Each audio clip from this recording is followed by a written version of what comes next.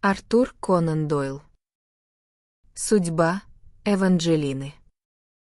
Мы с женой часто смеемся, когда случайно натыкаемся в современных журналах на реалистичные сенсационные истории. Ведь какими бы странными и захватывающими они не были, мы неизменно приходим к выводу, что все они блекнут по сравнению с тем, что довелось пережить нам самим в те годы, когда мы были молоды. Признаться, жена не раз просила меня записать все, что с нами произошло. Но когда я думал о том, как мало людей в Англии еще помнят Эванджелину или интересуются подлинной историей ее исчезновения, мне казалось, что вряд ли стоит снова поднимать эту тему. Однако даже здесь, в Австралии, мы время от времени видим упоминания о ней в газетах или журналах. Значит, те, кто не забыл эту странную историю, все еще есть. И вот, в этот счастливый рождественский праздник я наконец решился прояснить ситуацию. В то время судьба судна вызвала огромный и живой интерес по всем британским островам, что подтверждается множеством объявлений в прессе и огромным количеством писем, опубликованных по этому поводу. Чтобы изложить факты кратко и ввести вас в курс дела, я предварю свой рассказ несколькими газетными вырезками. Мы выбрали их из множества других, собранных уже после тех событий, их было так много, что моя жена заполнила ими целый альбом. Вот первая заметка из газеты «Inverness Gazette» от 24 сентября 1873 года. Печальное происшествие на Гибридских островах.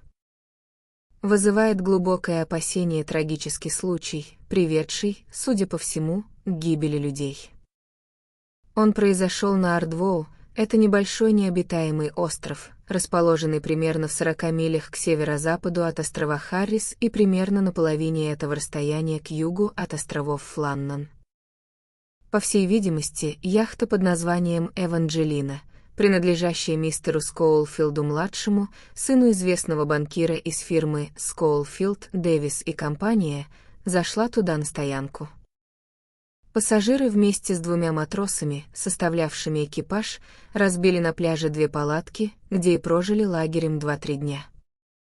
Сделали они это, без сомнения, из восхищения суровой красотой здешних мест, а возможно, и ради новизны ощущения от пребывания на этом одиноком острове. Помимо мистера Скоулфилда, на борту Эванджелины находилась молодая девушка по имени Люси Форестер, которая считается его невестой, и ее отец, полковник Форестер из Теддингтона, что недалеко от Лондона. Поскольку погода стояла очень теплая, оба джентльмена ночевали на берегу в одной палатке, в то время как моряки занимали другую. Однако молодая леди привыкла возвращаться на ночь на яхту на шлюпке. Она спала в своей каюте, а утром точно так же возвращалась на берег. На 3-й день их пребывания на острове полковник Форестер, выглянув из палатки на рассвете, с ужасом увидел, что швартовые лодки оборвались, и яхту быстро уносит в открытое море. Он немедленно поднял тревогу. Мистер Скоулфилд и один из матросов попытались доплыть до нее, но обнаружили, что из-за свежего ветра яхта движется слишком быстро.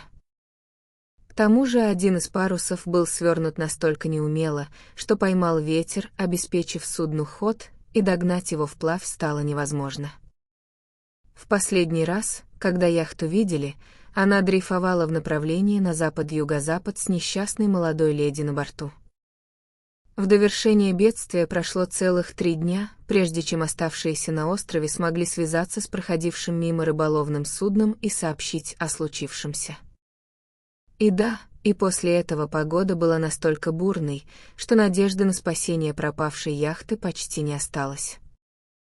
Тем не менее, как нам стало известно, фирма Скоулфилд объявила вознаграждение в размере 1000 фунтов стерлингов любому судну, которое обнаружит яхту, и 5000 фунтов тому, кто доставит мисс Форестер в безопасность. Однако мы уверены, что и без всякой награды благородство наших отважных рыбаков заставит их сделать все возможное, чтобы помочь молодой даме, которое, как говорят, обладает редким очарованием. Единственное, что нас утешает, это то, что Эванджелина была отлично обеспечена как провизией, так и пресной водой. Эта заметка появилась 24 сентября, через 4 дня после исчезновения яхты. А 25 числа из Северной Ирландии пришла следующая телеграмма. Портраж. Местный рыбак Джон Маллинс сообщает, что утром 21 числа заметил яхту, которая подходила под описание пропавшей Эванджелины. В тот момент его собственное судно находилось примерно в 50 милях к северу от мыса Малинхед. Рыбаку пришлось лечь в дрейф, так как погода была крайне ненастной, с густым туманом. Яхта прошла всего в 200 ярдах от его правого борта, но из-за сильной мглы он не мог с уверенностью утверждать, как она выглядела. Судно шло на запад под зарифленным гротом и стакселем. У руля находился мужчина. Рыбак также отчетливо разглядел на борту женщину и подумал, что она кричала ему, но из-за воя ветра полной уверенности у него нет. У меня собрано множество и других вырезок, в которых высказывались сомнения и страхи по поводу участи Эванджелины, но я не стану цитировать больше необходимого. Вот телеграмма Центрального агентства новостей, которая окончательно похоронила последние надежды даже самых отчаянных оптимистов. 3 октября она разошлась по всем газетам. Галуэй, 2 октября, 19 часов 25 минут. Только что в порт вошло рыболовное судно «Глин-Малет», буксируя за собой груду обломков. Это не оставляет сомнений в трагической судьбе несчастной Эванджелины и находившейся на ее борту молодой дамы. Среди доставленных фрагментов — бушприт, носовая фигура и часть обшивки носа, на которой было выгравировано название судна. По внешнему виду обломков можно предположить, что яхту выбросило на один из опасных рифов у северо-западного побережья. Там ее разбило в щепки, после чего эти и, возможно, другие фрагменты унесло в открытое море. К обломкам прикреплен кусок того самого рокового каната, разрыв которого и стал первопричиной катастрофы. Это прочный трос из манильской пеньки, и место разрыва выглядит на удивление ровным, настолько ровным, будто канат перетерся об очень острый камень или был перерезан ножом. Сегодня вечером несколько лодок вышли на патрулирование побережья в надежде найти другие останки судна или доподлинно выяснить судьбу молодой леди. Однако с тех самых пор и до сегодняшнего дня ничего нового о судьбе Эванджелины или мисс Люси Форестер известно не было. Эти 3 газетных отрывка содержат все, что когда-либо сообщалось широкой публике. Но даже в этих публикациях есть несколько утверждений, которые пресса того времени посчитала совершенно невероятными. Например, каким образом рыбак Джон Маллинс мог видеть на борту мужчину, если Ардвоу — необитаемый остров, и, следовательно, никто, кроме мисс Форестер, не мог оказаться на яхте. Было очевидно, что рыбак либо перепутал суда, либо этот мужчина ему просто померещился. Кроме того, в одной из передовых статей газеты «Скотсмен» отмечалось, что гипотеза, будто канат был перерезан камнем или ножом, абсолютно абсурдна. Дело в том, что вокруг острова Ардвоу нет никаких скал или камней, там сплошное песчаное дно. Нелепо было бы и предположить, что мисс Форестер, леди, известная своей рассудительностью и твердостью характера, намеренно перерезала бы трос, связывавший ее с отцом, возлюбленным и самой жизнью.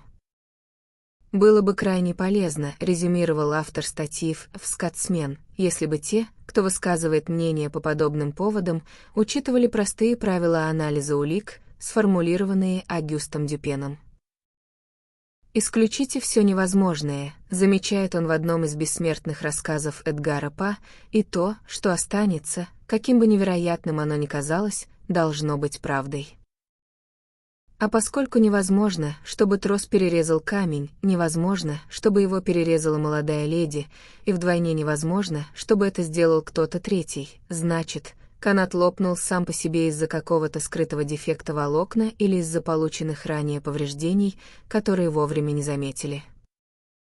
Таким образом, это печальное событие, вокруг которого строится столько домыслов, на поверку оказывается обычным несчастным случаем, какие, к глубокому сожалению, нельзя ни предугадать, ни предотвратить. Существовала и еще одна теория, которую я лишь вскользь упомяну, прежде чем перейти к личным воспоминаниям. Кое-кто предполагал, что один из двух матросов мог затаить злобу на мистера Скоулфилда или полковника Форестера и перерезать канат из мести. Однако об этом не могло быть и речи, оба они были людьми с безупречной репутацией и давними слугами в доме Скоулфилдов. Жена говорит, что мне просто лень писать самому, раз я сижу перед альбомом и переписываю все эти старые газетные статьи до домыслы. Что ж, это и вправду самый простой способ изложить историю.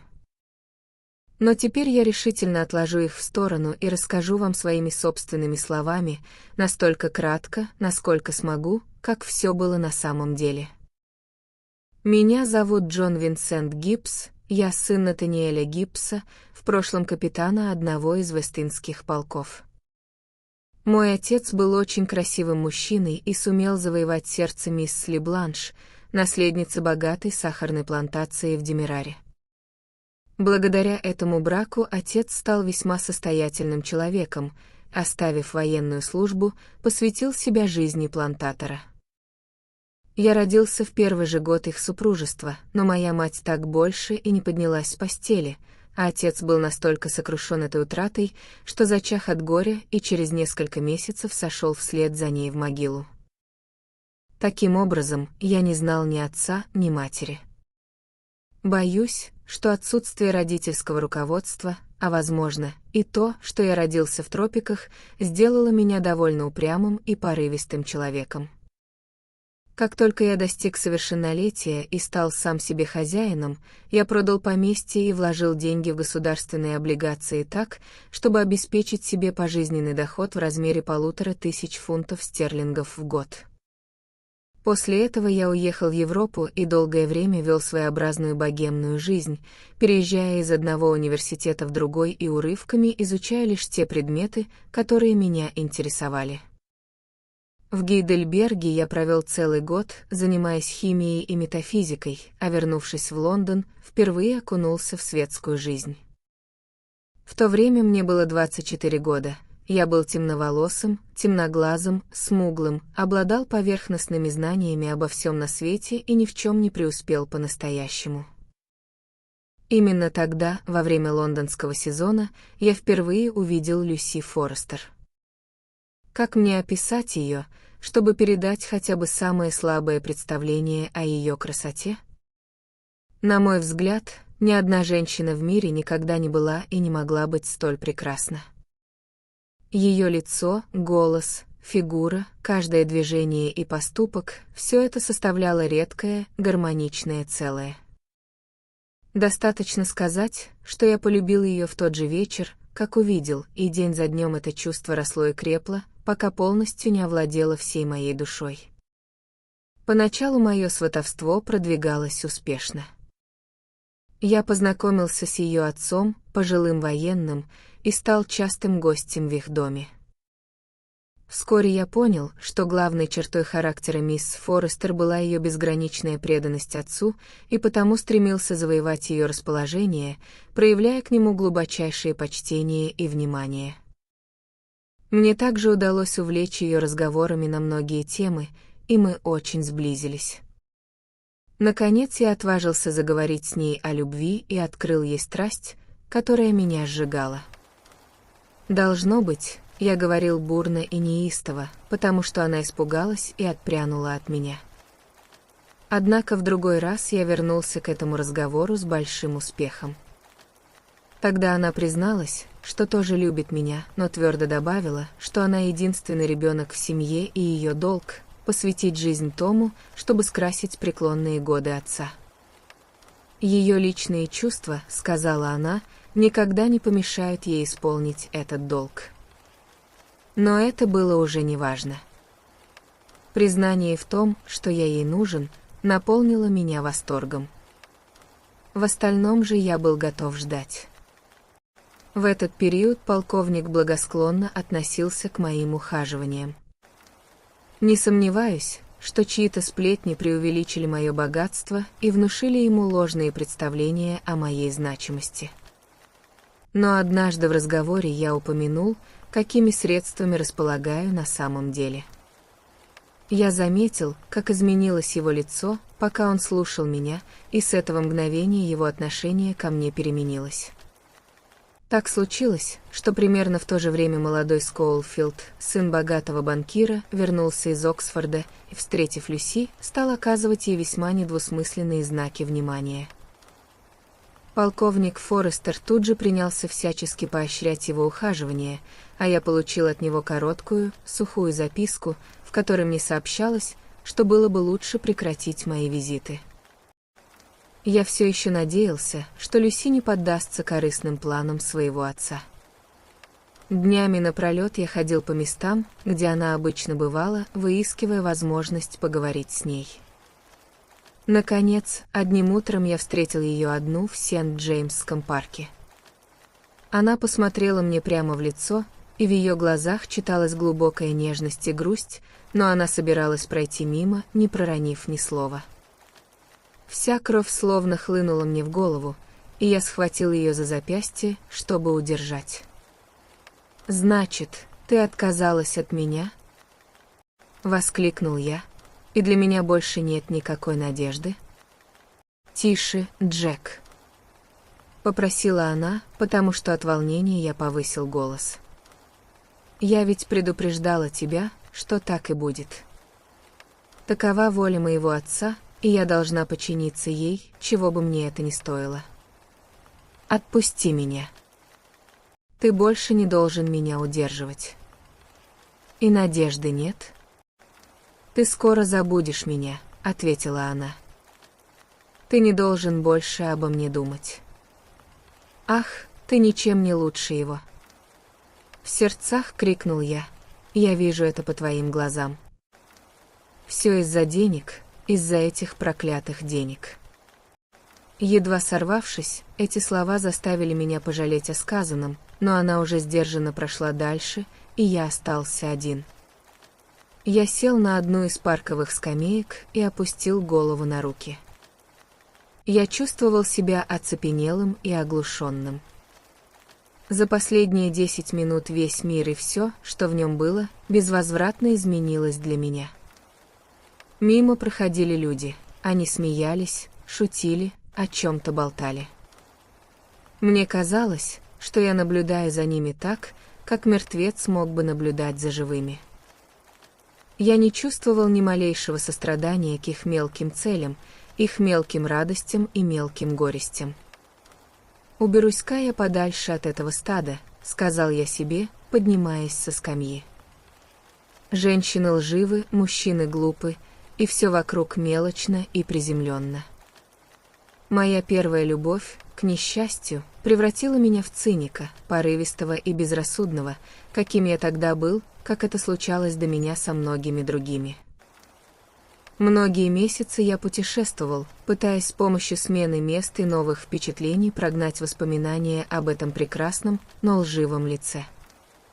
В Венеции за общим столом в отеле «Дели Роб» я услышал от одного туриста, что она помолвлена с молодым Скоулфилдом. «У него куча денег», — говорил этот турист. «Для нее это блестящая партия». Для нее. Вернувшись в Англию, я в полном смятении переезжал с места на место, избегал встреч со старыми знакомыми и вел одинокую, мрачную жизнь. Примерно в это время мне впервые пришла в голову мысль отгородиться от человечества телесно, так же глубоко, как мои мысли и чувства были далеки от них. По натуре я, должно быть, был склонен к меланхолии, а разочарование превратило меня в законченного мизантропа. Для меня, не имевшего ни родителей, ни друзей, ни родственников, Люси была всем, и теперь, когда ее не стало, сам вид человеческого лица сделался мне ненавистен. Одиночество в пустыне, размышлял я, куда менее тягостно, чем одиночество в толпе. В каком-нибудь диком краю я смогу остаться наедине с природой и без помех и тревог продолжу научные занятия, в которые снова погрузился. Когда это решение окончательно созрело, я вспомнила об острове Ардвоу. Как ни странно, впервые я услышал о нем от самого Скоулфилда в один из тех редких вечеров, когда мы вместе бывали в доме Форестеров. Он рассказывал о его уединенном, заброшенном положении и о его красоте. У отца Скоулфилда были имения на острове Скай, откуда они летом обычно ходили в плавание на яхте, и во время одной из таких прогулок они посетили Ардвоу.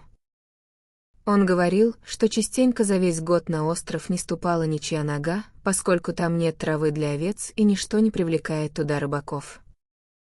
«Это место, — подумал я, — подойдет мне как нельзя лучше». Охваченный этой новой идеей, я отправился на остров Скай, а оттуда — на Уист. Там я нанял рыболовную лодку у человека по имени Магдиармид и поплыл с ним и его сыном к острову. Он оказался именно таким, каким я его себе и представлял, суровым и пустынным, с высокими темными скалами, вздымающимися над песчаной каймой берега.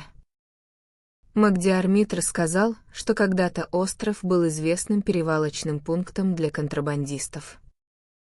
Они прятали здесь свои товары, а затем при удобном случае переправляли их на шотландское побережье. Он показал мне несколько пещер, принадлежавших этим господам, и одну из них я сразу же приметил для своего будущего жилища. К ней вел целый лабиринт скалистых тропинок, что надежно защищало ее от незваных гостей. Внутри пещера была просторной и освещалась через отверстие в своде, которое в дождливую погоду можно было чем-нибудь прикрыть. Рыбак упомянул, что это место показал ему отец, но обычным редким посетителям острова оно неизвестно. Здесь было вдоволь пресной воды, а рыбу можно было ловить в любых количествах. Осмотр места настолько меня удовлетворил, что я вернулся в Шотландию с твердым намерением воплотить свой безумный мизантропический план в жизнь. В Глазго я приобрел большую часть самых необходимых вещей, которые хотел взять с собой.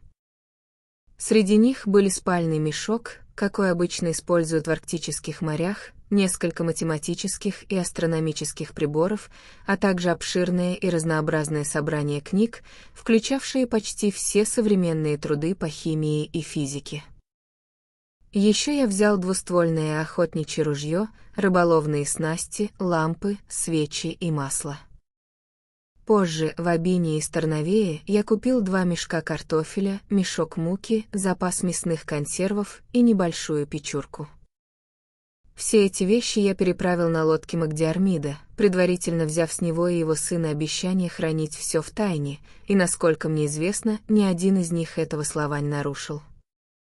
Кроме того, я перевез стол, стул и изрядный запас перьев, чернил и бумаги. Когда все пожитки были сложены в пещере, я попросил Магдиармида навещать меня 1 числа каждого месяца или сразу же, как только позволит погода, на случай, если мне что-нибудь понадобится. Он пообещал исполнить просьбу, получив щедрую плату за свои услуги, отплыл, оставив меня на острове. Странное это было ощущение — смотреть, как бурый парус его лодки опускается за горизонт, пока наконец и вовсе не исчез, оставив передо мной лишь бескрайнюю гладь воды.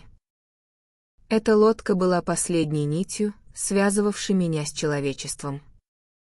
Когда она скрылась, и я вернулся в свою пещеру, понимая, что теперь ни один взгляд и ни один звук не потревожит меня, я впервые за все эти долгие и томительные месяцы почувствовал нечто похожее на удовлетворение.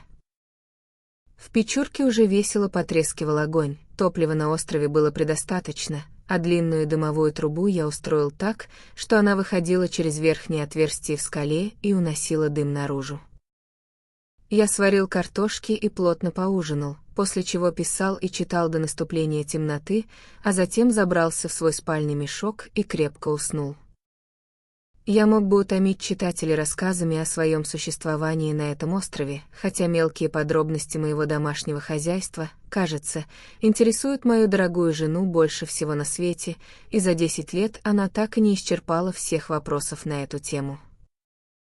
Не скажу, что я был счастлив, но я был менее несчастен, чем мог себе представить. Порой, правда, на меня накатывала глубочайшая меланхолия, и я оставался в таком состоянии по нескольку дней.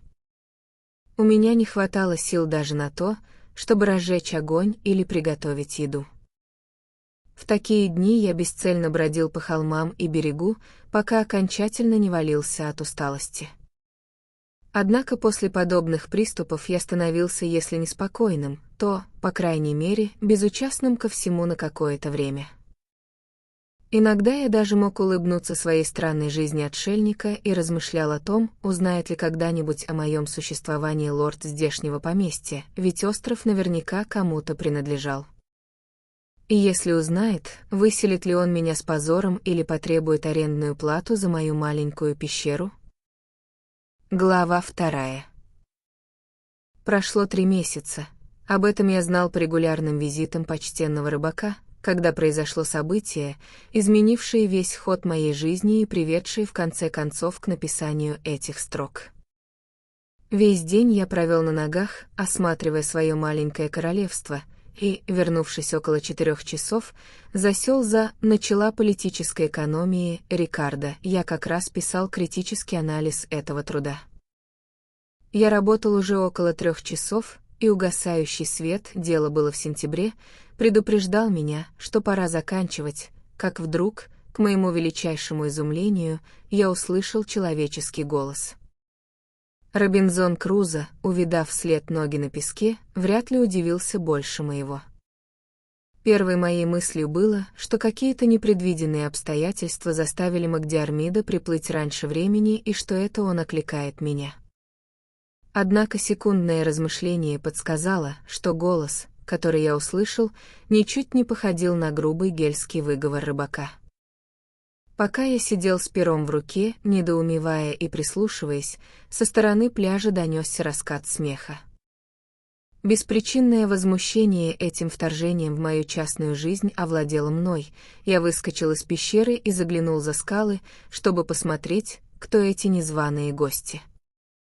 Внизу, в бухте под моими ногами, стояла на якоре аккуратная маленькая яхта водоизмещением около 25 тонн. На берегу 2 яхтсменов, молодой и пожилой, с помощью матроса пытались поставить брезентовую палатку, усердно вбивая колышки в осыпающийся песок и привязывая к ним веревки. Между берегом и яхтой шла шлюпка, в которой греб один человек, а на корме сидела дама. Когда лодка причалила к берегу, один из яхтсменов, тот, что помоложе, подбежал и помог пассажирке выйти. Едва она выпрямилась во весь рост, я сразу же узнал ее. Даже по прошествии 10 лет я снова чувствую тот вихрь и прилив чувств, которые охватили меня, когда я вновь увидел в этом глухом месте женщину, которую любил больше всего на свете. Поначалу это показалось мне настолько необычным, настолько совершенно необъяснимым, что я мог лишь предположить, будто она и ее отец и возлюбленный, ибо теперь я узнал и обоих мужчин, проведали о моем пребывании здесь и явились с намерением оскорбить меня. Вот какая безумная мысль пришла в мой воспаленный мозг. Однако беззаботный вид этой компании показывал, что это невозможно. Поразмыслив, я убедил себя, что в этом совпадении нет ничего такого уж удивительного. Без сомнения, Скоулфилд вез молодую леди и ее отца в гости к своим богатым друзьям на остров Скай. Раз так, то что было естественнее, чем по пути навестить этот островок, которому, как я помнил, Люси проявляла интерес и любопытство, когда Скоулфилд впервые рассказывал о нем? Теперь это казалось мне настолько естественным развитием событий, что я лишь удивлялся, как подобная возможность не пришла мне в голову раньше. Вскоре палатку поставили, и они поужинали внутри, предварительно установив другую палатку, поменьше, для 2 матросов. Было очевидно, что вся компания намерена какое-то время пожить лагерем. Когда стемнело, я спустился ближе к пляжу и подобрался к ним так близко, как только осмелился. Через некоторое время Скоулфилд затянул морскую песню, а затем, после долгих уговоров, запела и она меланхоличную балладу, которая была моей любимой в прежние дни в Лондоне. Что бы она подумала, размышлял я, если бы увидела меня, небритого и растрепанного, притаившегося, словно дикий зверь, среди скал. Сердце мое было переполнено, и я не мог больше этого выносить.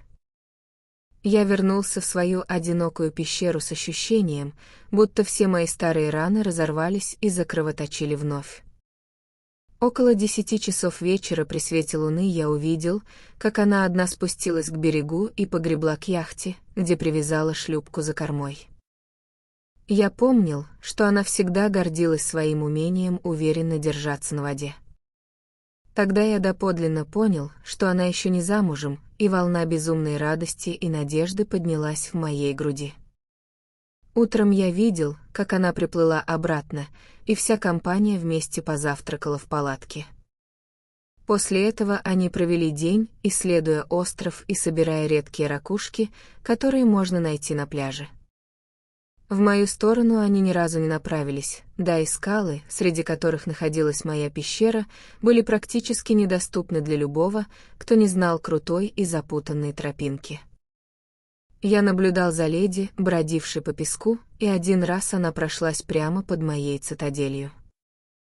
Лицо ее показалось мне бледным, и выглядела она серьезнее, чем при нашей последней встрече, но в остальном ничуть не изменилась. Ее синий яхтенный костюм с белым кружевом и позолоченными пуговицами шел ей безупречно. Странно, как прочно врезаются в память такие мелкие детали. Вечером на второй день их пребывания я обнаружил, что запасы пресной воды, которую я обычно держал в пещере, подошли к концу. Мне пришлось отправиться к ручью за новой порцией. Он находился примерно в 100 ярдах отсюда, неподалеку от палаток, но я рассудил, что с наступлением темноты ничем не рискую, а потому, взяв ведро, двинулся в путь. Я уже наполнил его и собирался возвращаться, как вдруг совсем рядом послышались шаги и голоса 2 мужчин. Едва успев притаиться за кустом дрока, я замер, они остановились буквально на расстоянии вытянутой руки от меня. «Помочь тебе». Услышал я голос одного из них, в котором тут же узнал старого Форестера. «Дорогой мой, ты должен помочь себе сам. Будь терпеливым и проявляй решительность». Когда я завел с ней об этом разговор, она ответила, что подчинилась мне, когда перестала общаться с тем, другим. Но требовать от нее чего-то большего значит превышать право, которое отец имеет на дочь. Именно так она и сказала. «Я ничего не могу понять», — раздраженно проворчал второй. «Вы вечно обнадеживаете меня, но все это ни к чему не ведет. Она добра со мной, приветлива, но не более того. Парни в клубе уверены, что мы помолвлены. Все так думают». «Так и будет, мой мальчик, так и будет», — отозвался Форестер. «Дай ей время». «Это все из-за гипса, того смуглого малого, он не выходит у нее из головы», — произнес Скоулфилд. «Этот парень либо мертв, либо сошел с ума, как я всегда и говорил. Во всяком случае, он исчез, но для нее это, похоже, ничего не меняет». «Вздор», — возразил полковник. «С глаз долой, из сердца вон, рано или поздно это случится. На острове Скай у тебя будут исключительные возможности, так что используй их сполна. Со своей стороны я обещаю надавить на нее изо всех сил. А теперь пошли к палатке, иначе она подумает, что мы потерялись». С этими словами они двинулись с места, и шаги их затихли вдали. Когда они ушли, я поднялся на ноги, как во сне, и медленно понес ведро обратно. Затем я сел на стул и обхватил голову руками, пока разум мой разрывался от противоречивых чувств. Значит, она верна мне. Она никогда не была помолвлена с моим соперником. И все же прежний запрет ее родителя, без сомнения, имел для нее такой же священный вес, как и прежде. Я ничуть не стал к ней ближе. Но как быть с этим сговором, который я только что подслушал, с этой интригой между корыстным отцом и малодушным женихом? Должен ли я, имею ли я право позволить одному запугать ее, а другому задобрить лестью, чтобы заставить забыть меня? Никогда. Я обращусь к ней сам. Я дам ей хотя бы еще один шанс рассудить между ее отцом и мной. Неужели я, любящий ее так нежно, имею на нее меньше прав, чем этот человек, готовый продать ее тому, кто больше заплатит? И тут мне в голову мгновенно пришел план: я могу увести ее от них, чтобы никто не стоял между нами, и я смог бы защитить свои чувства без помех. Подобный замысел мог родиться разве что в голове человека с моим порывистым нравом. Я понимал, если она покинет остров, другого шанса у меня может не быть. Существовал лишь один путь, и я твердо решил им воспользоваться. Всю ночь я мерил шагами пещеру, обдумывая детали своего плана. Я бы привел его в исполнение немедленно, но небо заволокли тучи, и ночь выдалась необычайно темной. Никогда еще время не тянулось так медленно. Наконец на горизонте показался первый холодный серый свет, который стал медленно разливаться по небу. Я сунул в карман складной нож и все деньги, что нашлись в пещере. Затем спустился к пляжу, подальше от спящих, и поплыл к яхте. Веревочный трап, по которому Люси поднялась на борт накануне вечером, все еще свисал в воду, и с его помощью я забрался на палубу. Двигаясь бесшумно, чтобы не разбудить ее, я приподнял один из парусов, ловя ветерок, а затем, наклонившись над носом судна, перерезал толстый швартовый канат. С минуту или около того яхту безвольно несло течением, но затем она набрала ход, послушно ответила на удар руля и медленно взяла курс в открытый Атлантический океан. Не поймите меня превратно. У меня не было ни малейшего намерения как-либо принуждать молодую даму вопреки ее воле или заставлять ее нарушить обещание, данное отцу. Я не был настолько низок. Моей единственной и исключительной целью было получить возможность обратиться к ней и в последний раз защитить свою любовь. Если бы из уст ее же собственного жениха я не узнал, что она все еще любит меня, я скорее отнес бы свою правую руку на отсечении, чем перерезал бы тот канат. Теперь же, если бы мне удалось убедить ее стать моей женой, мы могли бы доплыть до Ирландии или вернуться в Обин и обвенчаться по особому разрешению еще до того, как пленники Нардвоу смогут выбраться оттуда. Если же, напротив, она наотрез отказалась бы иметь со мной дело, я бы честно вернул Эванджелину на ее стоянку и встретил любые последствия, какими бы они ни были. Некоторые винили меня за то, что я поставил леди в столь двусмысленное положение. Но прежде чем судить, они должны представить себя на моем месте, когда у тебя есть лишь один единственный шанс сделать жизнь счастливой, и шанс этот полностью зависит от решительных действий. К тому же моя дикарская жизнь, возможно, несколько притупила во мне уважение к условностям цивилизации. Когда судно медленно направилось в открытое море, я услышал на берегу громкие крики и увидел Форестера из Коулфилда, которые вместе с двумя матросами в панике бегали по пляжу. Я старательно скрывался, чтобы меня не заметили. Вскоре Скоулфилд и один из моряков бросились в воду, но, проплыв немного, оставили эту тщетную затею. Ветерок был очень свежим, и даже с нашим крошечным клочком паруса мы шли со скоростью не менее 5 узлов. Все это время мисс Форестер ничего не тревожило. Не было и ничего такого, что могло бы подсказать ей, что яхта уже на ходу, ведь скачка была ничуть не сильнее, чем во время стоянки на якоре. Глава 3. Стоянка находилась у южной оконечности острова, и поскольку дул восточный ветер, мы направились прямиком в Атлантический океан. Я пока не стал поднимать другие паруса, так как их могли заметить те, кого мы оставили на берегу. Мне хотелось, чтобы у них сложилось впечатление, будто яхту унесло случайно, по воле стихии.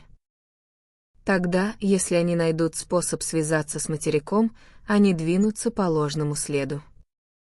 Однако через 3 часа, когда остров уже превратился в едва заметную точку на самом горизонте, я поднял грот и стаксель.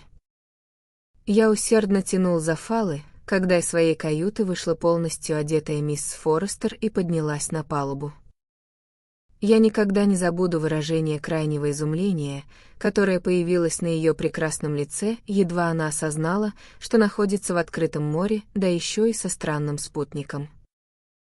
Сначала она глядела на меня не только с удивлением, но и с ужасом.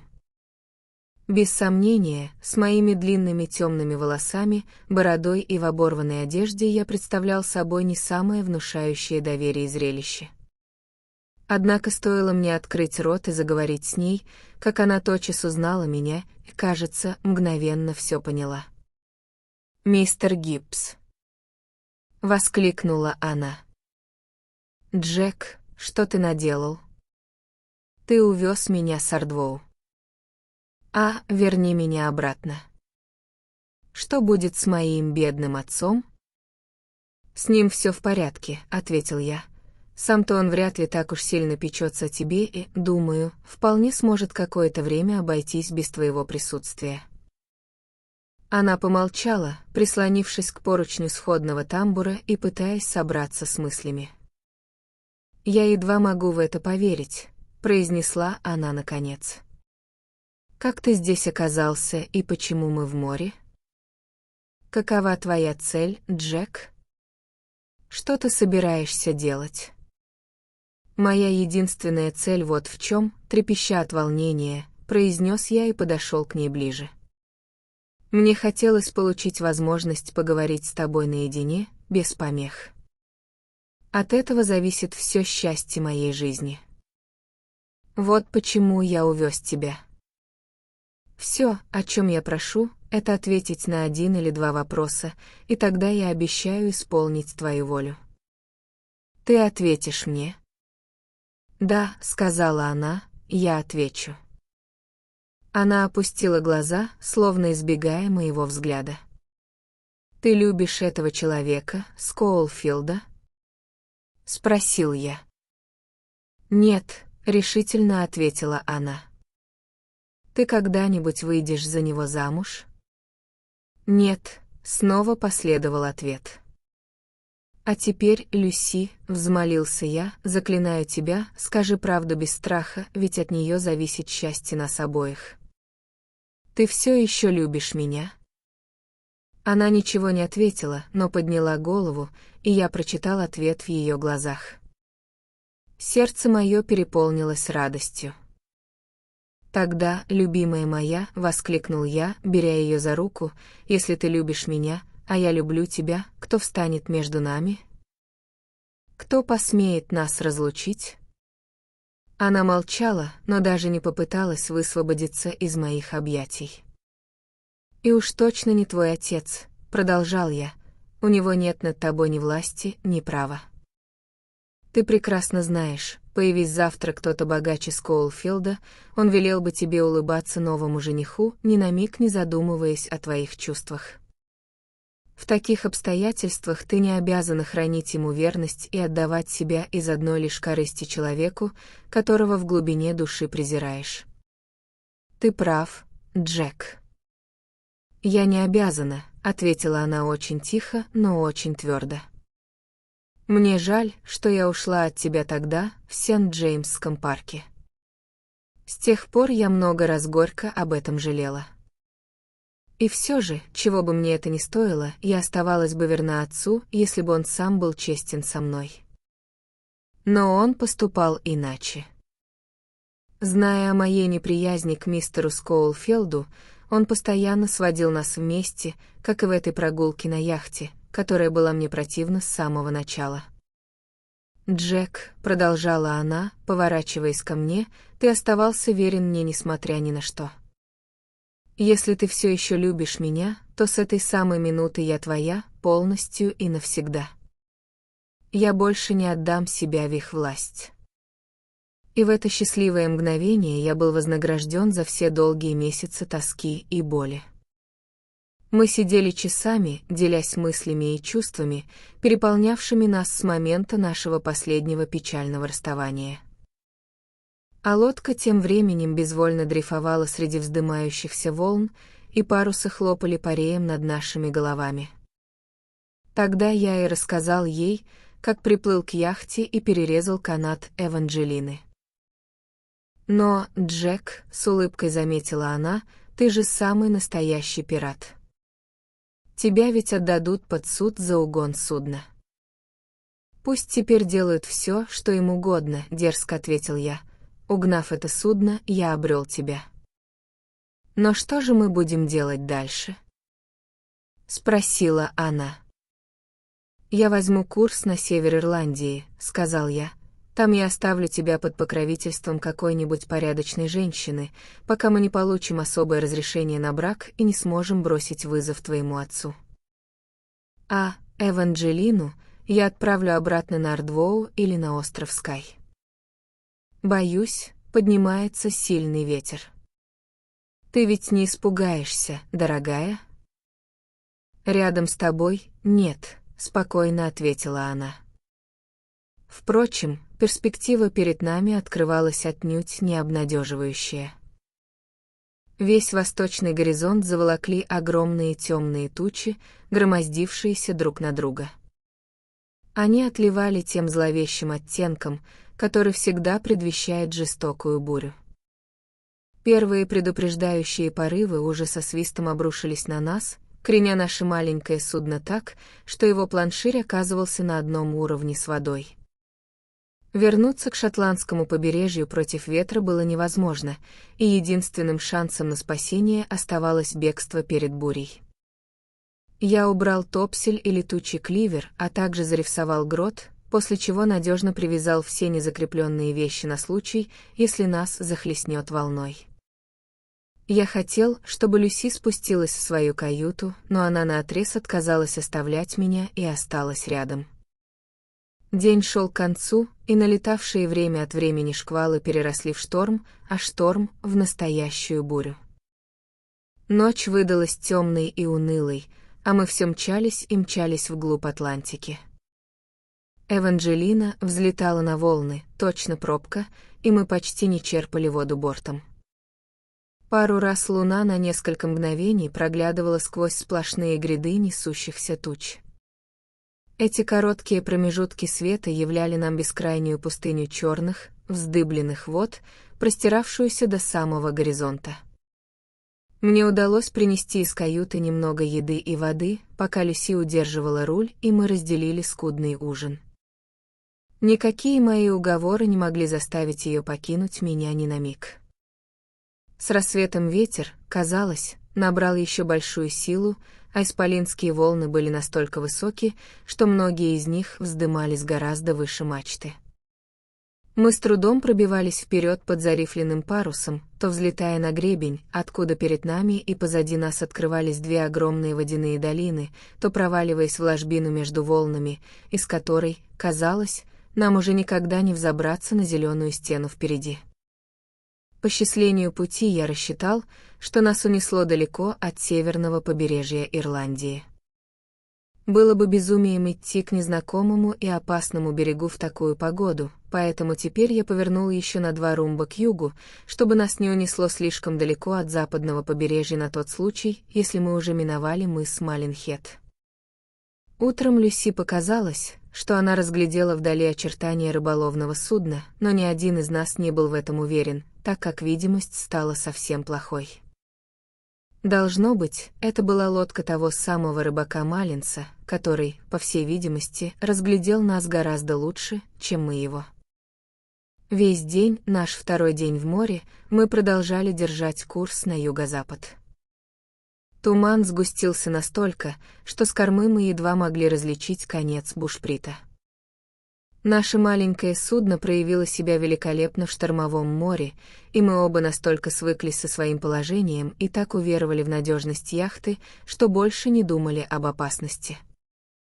Тем более, что и ветер, и волнение начали стихать. Мы как раз поздравляли друг друга с этим отрадным фактом, когда нас постигла внезапная и ужасная катастрофа. Было около 7 часов вечера. Я спустился вниз, чтобы порыться в рундуках и найти что-нибудь поесть, как вдруг услышал испуганный крик Люси, донесшийся сверху. Я мгновенно взлетел на палубу. Она стояла у руля, напряженно вглядываясь в пелену тумана. «Джек!» — воскликнула она. «Я слышу разговоры. Кто-то находится совсем рядом с нами». «Разговоры?» — удивился я. «Невероятно. Будь мы близко к земле, мы услышали бы прибой». «Тише!» — оборвала она меня, подняв руку. «Слушай». Мы стояли рядом, напрягая слух и ловя каждый звук, как вдруг внезапно и стремительно из тумана по нашему правому борту выплыл длинный ряд римских цифр, над которыми парила фигура гигантской женщины.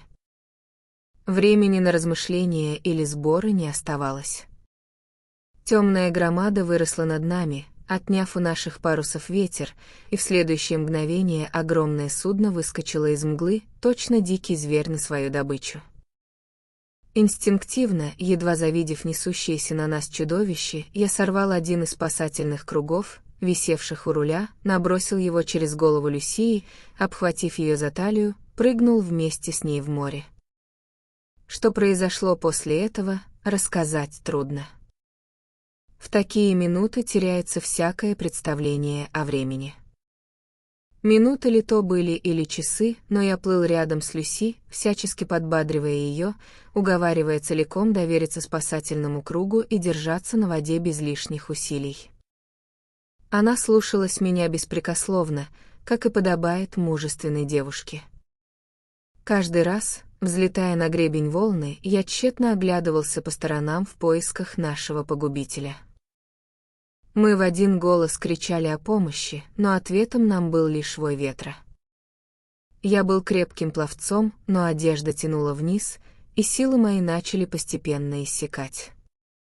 Я все еще держался подле Люси, и она заметила, что я слабею. «Доверься кругу, любимая моя, что бы ни случилось», — проговорил я. Она повернула ко мне свое нежное лицо. «Если ты оставишь меня, я сама его сброшу», — ответила она. Я снова очутился на вершине огромного вала и осмотрелся. Вокруг не было ничего видно. Но постойте. Что это? До моего слуха донесся глухой металлический стук, отчетливо выделявшийся на фоне плеска волн. Это был стук весел в уключенных. Мы испустили последний слабый крик о помощи. Нам ответил ободряющий возглас, и следующее, что каждый из нас помнил, это как мы пришли в себя в теплых и уютных койках, окруженные добрыми, встревоженными лицами. Мы оба потеряли сознание, пока нас поднимали в лодку. Судном оказался крупный норвежский трехмачтовый парусник, барк под названием «Фрейя», водоизмещением в 500 тонн. Он вышел 5 дней назад из Бергена и держал курс на Аделаиду в Австралии.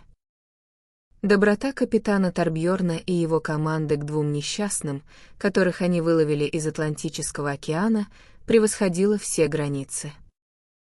Несущая вахту команда заметила нас, но слишком поздно, чтобы предотвратить столкновение. Они сразу же спустили на воду лодку, которая уже в отчаянии собиралась возвращаться на корабль, когда до них донесся наш последний крик. На борту находилась жена капитана Торбьорна, и она тут же взяла мою дорогую спутницу под свою опеку. Наше плавание до Аделаиды было приятным и быстрым, и там мы благополучно обвенчались в присутствии госпожи Торбьорн и всех офицеров Фрея. После свадьбы я уехал вглубь страны, взяв там в аренду большую ферму, зажил счастливой и безбедной жизнью. Фирме Скоулфилд была должным образом выплачена денежная сумма, они так и не узнали, откуда она пришла, покрывавшая стоимость Эванжелины. Одно из первых писем с английской почтой, дошедшее до нас в Австралии, принесло известие о смерти полковника Форестера. Он проломил себе череп, упав с мраморной лестницы одного из отелей Глазго. Люси была страшно огорчена, но новые знакомства и повседневные заботы постепенно смягчили ее горе. С тех пор ни одного из нас ничего не связывает со старой родиной, и возвращаться туда мы не планируем. Однако мы читаем английские журналы и время от времени развлекаемся, замечая случайные упоминания о яхте «Эванжелина» и печальные участи находившейся на ее борту молодой леди. Это краткое повествование о подлинных фактах может оказаться интересным для тех немногих, кто еще не забыл эту уже старую историю. А возможно, кому-то, для кого эти обстоятельства в новинку, захочется узнать столь странную главу из реальной жизни.